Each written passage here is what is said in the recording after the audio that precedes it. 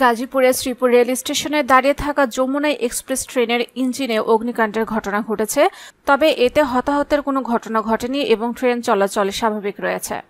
বৃহস্পতিবার সন্ধ্যা 7:15টার দিকে শ্রীপুর রেল স্টেশনে এই ঘটনা ঘটে। প্রত্যক্ষদর্শীরা জানান, সন্ধ্যা 7টায় ঢাকা থেকে জামালপুরগামী যমুনা এক্সপ্রেস ট্রেন শ্রীপুর স্টেশনে যাত্রা বিরতি করে। এই সময় দাঁড়িয়ে থাকা যমুনা এক্সপ্রেস ট্রেনের ইঞ্জিনে আগুন ধরে যায়। তাৎক্ষণিকভাবে ট্রেনের চালক ও ফায়ার সার্ভিসের 2টি ইউনিট সহ স্থানীয় ইঞ্জিনে লাগা আগুন 7:20 সময় নিয়ন্ত্রণে আসে। এতে ট্রেনের ইঞ্জিনে তেমন কোনো ক্ষয়ক্ষতি হয়নি। পরবর্তীতে ট্রেনটি যাত্রী নিয়ে জামালপুরের উদ্দেশ্যে শ্রীপুর স্টেশন ত্যাগ করে। ট্রেন চলাচল স্বাভাবিক রয়েছে। Sreepur fire service station officer Mohammad Belal Ahmed জানান, ট্রেনে আগুন লাগার খবরে ঘটনাস্থলে ফায়ার সার্ভিসের 2টি ইউনিট পৌঁছে আগুন নিয়ন্ত্রণে আনেন। তাৎক্ষণিকভাবে আগুন লাগার কারণ ও ক্ষয়ক্ষতির পরিমাণ জানাতে পারেননি।